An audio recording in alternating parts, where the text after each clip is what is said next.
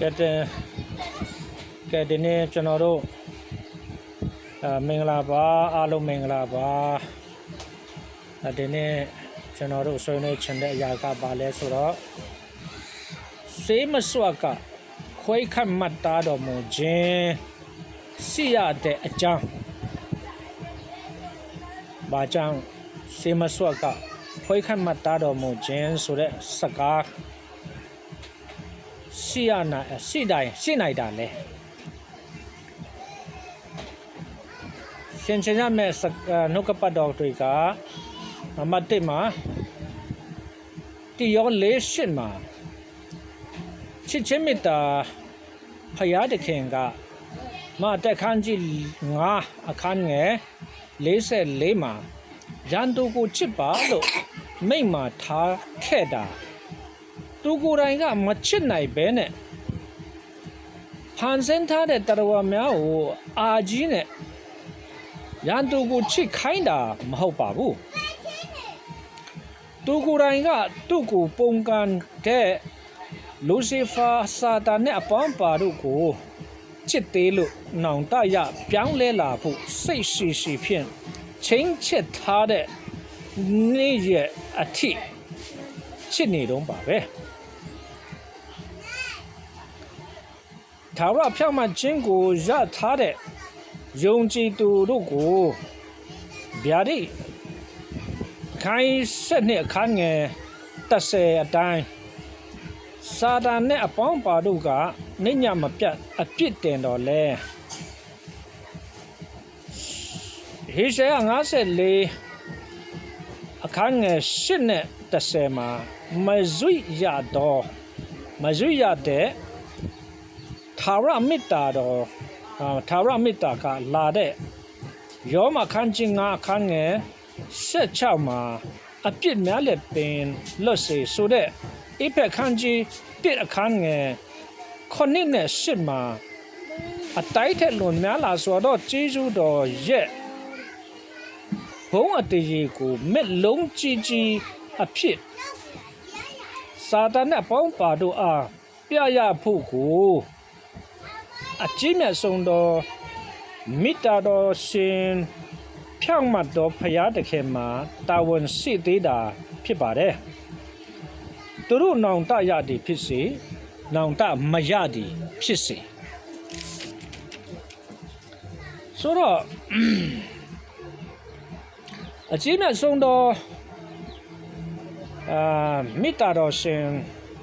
ဖြောင့်မတ်တော်ဖရာတခင်မှာ၎င်းတာဝန်ရှိသေးသောကြောင့်သာကဘာမတိမရှိမီစီမစွတ်ကလိဝတ်ဆိုဖြင့်နှလုံးသွင်းကြံစီထားသောအကြံအစီရည်ရွယ်ချက်ဖြင့်ခွဲခန့်မှတ်သားတော်မူခြင်းကိုဖယားတခင်မှာရှိရတာဖြစ်ပါတယ်လူစီဖာကိုဖန်ဆင်းပြီးအပြစ်လုပ်ပေးမှာ၎င်းကိုဖြည့်ရှင်းဖို့အတွက်အာဒံရဲ့ဝိညာဉ်ကိုတားတော်ခရစ်တော်ယေရှုကဲ့သို့ခမည်းတော်ရဲ့အထဲမှထုတ်ဖြစ်ပွားစေ၍မြေကြီးခန္ဓာကိုယ်ရဲ့နှခေါင်းပေါက်အတိုင်းထဲ့တွင်ဖန်ဆင်းတာဖြစ်ပါတယ်။ဘာရည်ရွယ်ချက်လဲဆိုတော့လူစီဖာကိုဖန်ဆင်းပြီးမှအပြစ်လုပ်ပြီးမှ၎င်းကိုဖြည့်ရှင်းဖို့အတွက်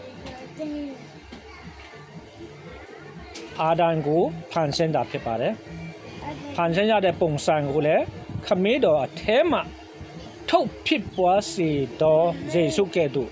ခမည်းတော်အထဲမှ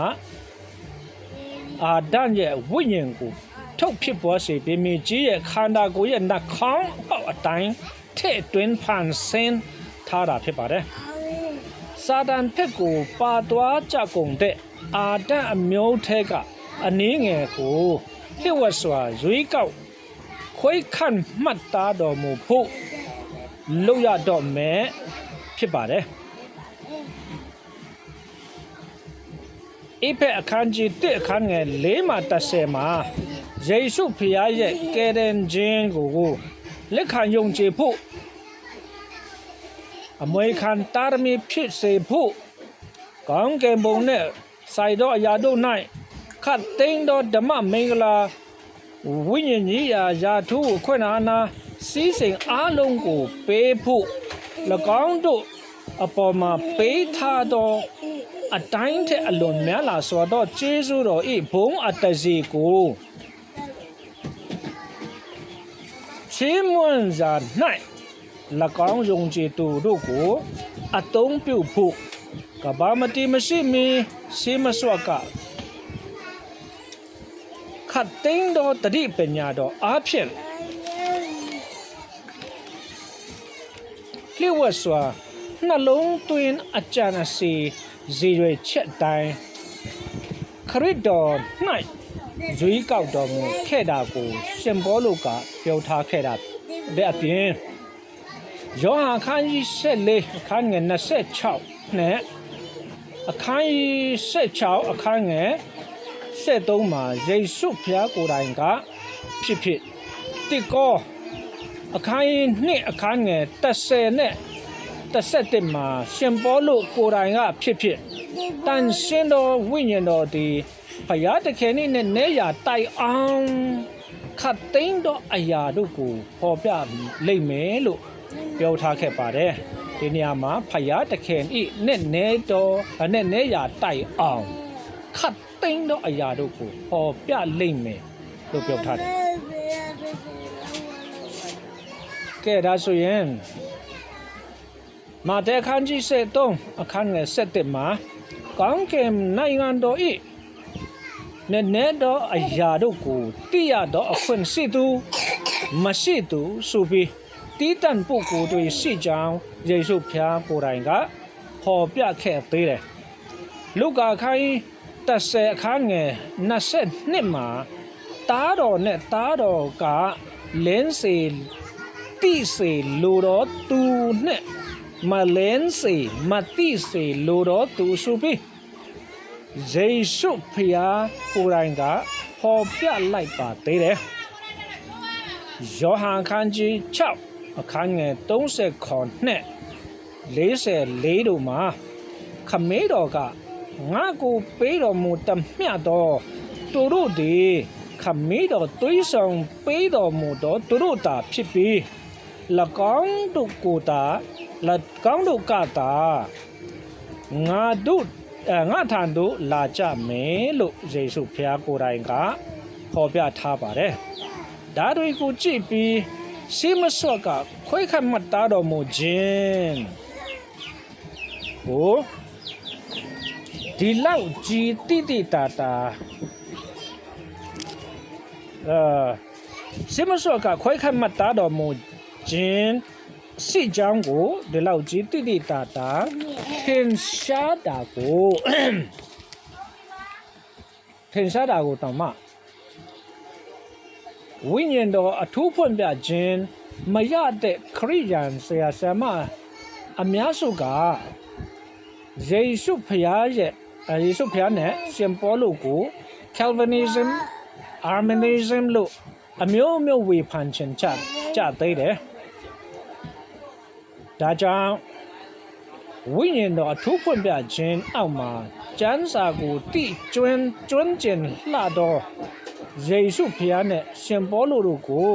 ဒီနေ့ကစပြီးကိုယ်အသိပညာဘွိဖြင့်မဝေဖန်တော့ပဲဝိညာဉ်တော်အထူးဖွင့်ပြခြင်းကိုတောင်းလျှောက်ပြီးဘုရားသခင်ဘုန်းတော်အတွက်ဒါအသုံးပြုရင်းနဲ့ရှိမစွတ်ကခွဲခတ်မှတ်သားတော်မူခြင်းရှိရခြင်းကိုနားလည်ခြင်းအပြင်ဘုရားသခင်ရဲ့ကျေးဇူးတော်ကိုချီးမွမ်းကြပါစို့ဆိုပြီးနေကုန်းချုပ်ခြင်းပါတယ်။ဂျာနာတို့ရောက်တိုင်းပေါ်မှာဘုရားသခင်ကောင်းချီးပေးပါစေ။အာမင်။